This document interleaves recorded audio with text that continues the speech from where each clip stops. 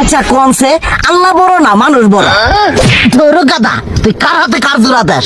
কোড়ায় আল্লাহ আর কোড়ায় মানুষ। যেটা কবার কইছে ওইটা কন। আল্লাহ বড় না মানুষ বড়? আল্লাহই তো বড়। আল্লাহ বড়, তাহলে আল্লাহর কথা না হই না মানুষের কথা শুনুন কে?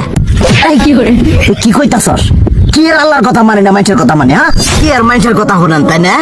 আমনে যে ওই দিনকে ডায়াবেটিসের রোগ নিয়ে যে হাসপাতালে গেলেন, ডাক্তার আপনার কত কিছু খাবার না করলো, সব কিছু না খাই এখন চলতেছেন।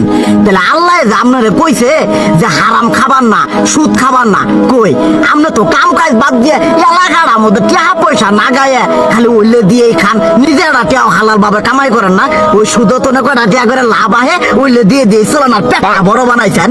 শুনেন একটা কথা কই, হারামের কোনোদিন আরাম নাই। হালাল পথে রুজি রোজগার করেন, প্রয়োজনে এরা বেলা কম খায়েন, তাও শরীর পিণ্ডও ভালো থাকবো, কোনো রোগ বেদও হবো না, আরামও পাবেন, আল্লাহও খুশি থাকবো। তুই আমার এইভাবে বুঝাবি আগে কইলি না কে? আসলে এই বিষয়টা তো আমি কখনো মাথায় এইভাবে নিইনি যে আমাদের কখনো ডাক্তার নিষেধ করলে ঠিকই আমরা নিষেধ মানি, কিন্তু উপর আল্লাহ যে কত কিছু নিষেধ করে দিয়ে সেটা মানি না। আর এই যে হারাম পথে টিয়া পয়সা কামাই করতেছেন, শরীরের মধ্যে দুনিয়া রোগ ব্যাধ হয়েছে, দেখা যাইতেছে যা টিয়া হারাম পথে কামাই করতেছেন তার তো বেশি টিয়া মনে করেন জ্বলে যাইতেছে গা বেশি। আজকের পর থেকে আমি আর এই হারাম সুদ খামো না, আমি হালাল পথে চলবো, হালাল টাকা পয়সা ইনকাম করবো।